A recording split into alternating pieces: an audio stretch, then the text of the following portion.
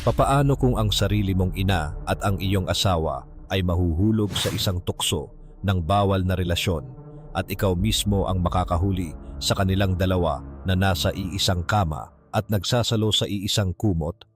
Walang mga saplot. Ano ang iyong magiging reaksyon? Ating alamin yan sa pagpapatuloy ng ating istorya. Taong 2015, maaga pa lamang ay gising na si alias Christine na isang nurse na 25 taong gulang. Hindi pa man sumisikat ang araw ay abala na siya sa paghahanda ng baon para sa kaniyang trabaho, habang ang asawa naman nito na si alias Jason ay nakaupo sa may gilid ng mesa. Si Jason ay ilang buwan nang walang trabaho dahil hindi nito natapos ang kursong kinuha nito, ngunit pinanghahawakan nito ang paniniwala na isang araw ay makahahanap siya ng matinong pagkakakitaan, kaya naman si Christine muna ang bumubuhay sa kanila.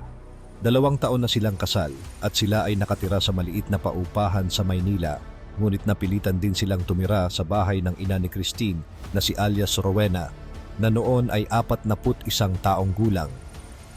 Hindi naging madali ang buhay dahil matagal na umanong nag-iisa si Rowena mula noong iwan ito ng asawa, at may mataas na pader din na namamagitan sa mag-ina dahil tila pinangatawanan lamang umano ni Rowena ang pagiging ina nito kay Christine nang pumanaw na ang lolang nagpalaki kay Christine. Bagaman may pader, napilitang makituloy si Christine kasama ang asawa nito sa bahay ng kaniyang ina dahil wala siyang matakbuhan. Wala pa mang anak ang mag-asawa ay tila mabigat na ang kanilang pinapasan dahilan kung bakit hindi maaaring bitawan ng babae ang kaniyang trabaho.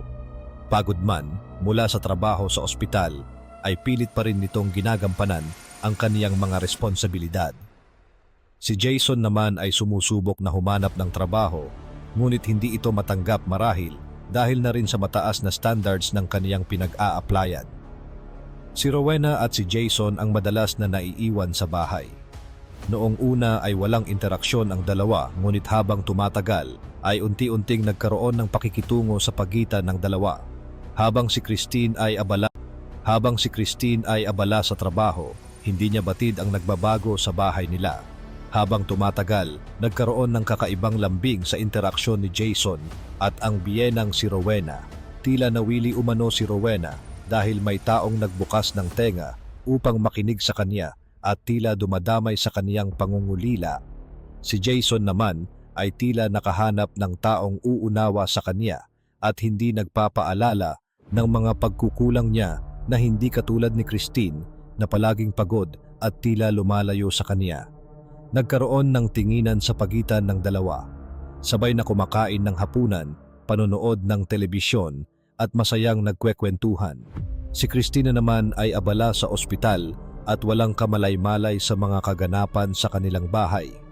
Isang gabi, bumigay ang dalawa sa hangganan. Hindi lamang basta sulyapan o kaya patagong paghawak sa kamay. Isang kababalaghan ang naganap na hindi na kailanman mababawi. Pinagsaluhan ng dalawa ang lamig ng gabing iyon at sila'y malayang nilabas ang init sa kanilang mga katawan. Mula ng gabing iyon, tuluyan nang nagbago ang lahat sa loob ng bahay at ramdam ni Christine na tila mabigat ang paligid at may kakaiba sa kilos ng dalawang kasama niya sa bahay.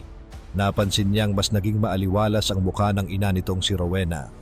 Si Jason naman ay hindi na naging vocal kay Christine at sa tuwing nag-uusap sila ay tila ito ay nag-aalinlangan.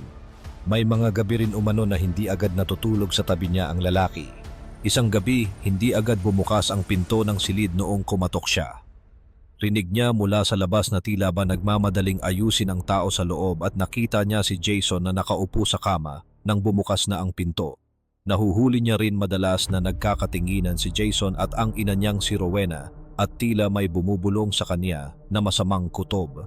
Pilit niyang winawaksi ang posibilidad na may namamagitan sa kaniyang ina at sa kaniyang asawa, ngunit kumbinsihin man niya ang kaniyang sarili, nandoon pa rin ang katotohanan na unti-unti siyang nawawala sa sarili nilang tahanan. Isang gabi noong buwan ng Nobyembre taong 2015, may kung anong nagtulak sa kaniya upang umuwi ng maaga. Tahimik ang bahay nang pumasok siya at bagaman bukas ang ilaw sa sala, wala naman ritong tao. Narinig niya ang tawa mula sa silid ni Rowena. Lumapit siya sa pinto ng silid. Napansin niyang tila nakaawang ang pinto, kaya naman tinulak niya na iyon. Nang tuluyang bumukas ang pinto, nakita niya ang kaniyang ina at ang asawa niyang si Jason na magkasama sa ilalim ng iisang kumot. Bumagsak ang kaniyang mundo. Namutla si Jason habang si Rowena naman ay hindi mahanap ang tamang salita na sasabihin. Lumabas siya ng bahay at tuluyang naglaho sa lugar na akala niya ay tahanan. Hindi man niya batid kung saan siya magtutungo, batid naman niya na hindi na siya maaaring bumalik sa lugar kung saan niya naranasan ang matinding kataksilan. Nanatili siyang malayo. Si Rowena naman ay naging matamlay dahil hindi nito kaniyang lunukin ang kaniyang kahihiyan. Naramdaman niya ang bigat ng kaniyang mga ginawa. Si Jason naman ay tinangkang lumapit kay Christine, ngunit hindi ito pinaunlakan. Ang mga kaanak na nakaalam ng mga pangyayari ay galit na galit kay Rowena at hindi makapaniwala. Pilit ibinangon ni Christine ang kaniyang sarili. Inisip man niyang sampahan ng kaso ang kaniyang asawa, naisip niya rin na wala na itong saysay dahilan kung bakit hinayaan na lamang niyang malunod sa konsensya ang may sala. Lumayo siya at nag-request na malipat ng ospital.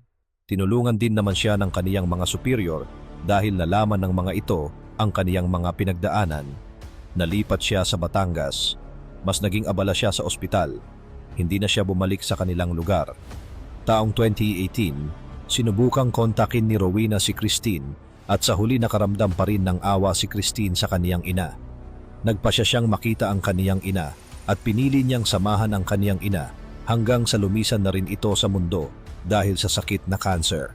Sa huli, mabigat man ang kaniyang mga naranasan, nagawa pa rin niyang ibangon ang sarili. Sa kasalukuyan, isa na siyang USRN at ginagampanan ang kaniyang trabaho bilang nurse sa Amerika. Bumalik siya sa Pilipinas taong 2023 upang isawalang bisa ang kasal niya kay Jason upang maging legal ang pagsasama nila ni Chris, kung saan niya natagpuan ang bagong pag-ibig na hindi siya masasaktan.